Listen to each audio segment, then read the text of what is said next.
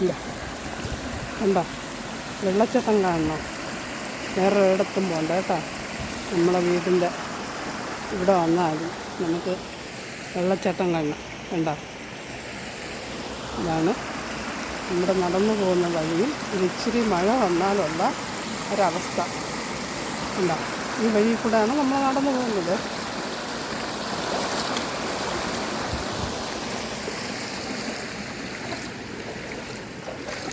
കുട്ടികളായാലും ആരായാലും ഈ വഴി കൂടെ നടന്നു പോകുന്നത്. അതിനേക്കാളും ബുദ്ധിമുട്ടാണ് എന്താ ഇത് കണ്ടോ, ഈ രണ്ട് മതിലുകൾക്കിടയിലുള്ള ഈ വെള്ളം കണ്ടോ, ഏകദേശം നമ്മുടെ മുട്ടോളം വരും. നമുക്ക് ഡ്രസ്സൊക്കെ ഇട്ടുകൊണ്ട് പോകുന്ന ഡ്രസ്സൊക്കെ നനഞ്ഞാലേ നമുക്കിതുവഴി പോകാൻ പറ്റുള്ളൂ. ആ മുട്ട് വരെ ഉണ്ട് കേട്ടോ വെള്ളം.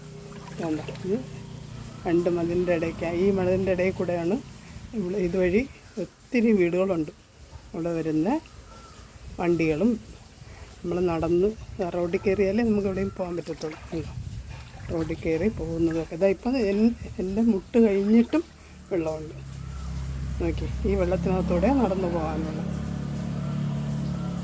ഇതാണ് ഒരു ഇച്ചിരി മഴ കൂടുതൽ പെയ്താൽ നമുക്ക് ഈ വെള്ളച്ചാട്ടം കഴിഞ്ഞേ നമുക്ക് എങ്ങോട്ടും പോകാൻ പറ്റത്തുള്ളൂ.